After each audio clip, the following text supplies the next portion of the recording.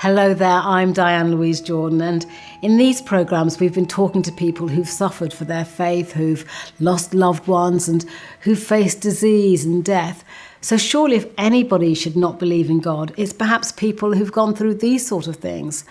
So has what's happened made them doubt God is there? Yes, at times, because I wouldn't treat my dog in the way that I feel that I have been treated at times. So, I can't sit here and say, no, I haven't had times when I've wondered that. But I've come to the conclusion that suffering doesn't disprove the existence of God.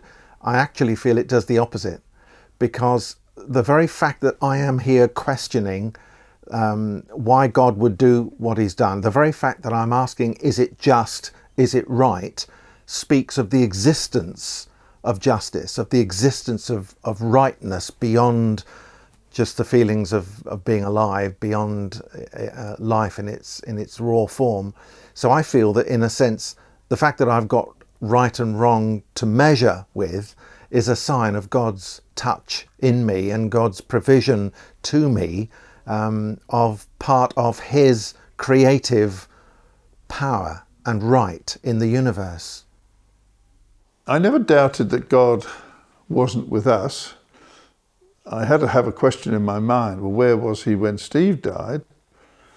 And for the 4 days before the Sunday services next week, when they had a memorial service for Steve in his own church, I suppose that was a question in my mind. I knew the answer, but I then had to say, well, hang on a moment. Is it actually true? And incredibly, the pastor, Steve's pastor, in speaking, asked the very same question, where was God when Steve died? And he said, I'll answer it in one line, he was with him. And of course, he reminded us from Scripture that he never leaves us or forsakes us, that he's always with us. And that, in a sense, said to me, Robin, you've no doubts at all, come on, that's where God was with him. Not that he isn't there, no, not in this time, but after I had our daughter, I did have postnatal depression, and it was then that I felt that, not that God wasn't there, but I wasn't very important. But not this time, although there are lots of questions about why, and not wanting to leave familiar family, and why. I suppose there's never a right time for anyone to die, and it's hard when you're facing your own mortality. Of course, no one can say when we're going to die. The best doctors in the world can't say when you're going to die, but on the other hand, they're not stupid, and they can see possibly the progression of things. And at Steve's funeral, or celebration as we called it at Manchester Cathedral, Leslie, his wife, had said to me, would you welcome everybody? Now, how do you welcome people to your son's funeral? But in preparation for that, I felt this is an opportunity to talk about Christ.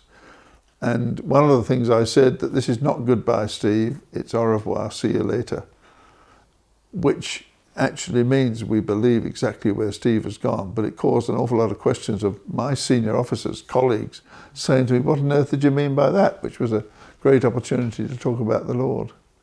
So doubts, yes, for a very limited time, but soon dispelled. Whatever these people have been through, in the long term, it hasn't left them doubting God is there.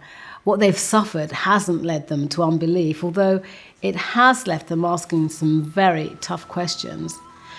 But even if they still believe God is there, how can they still believe he's good? More about that next time.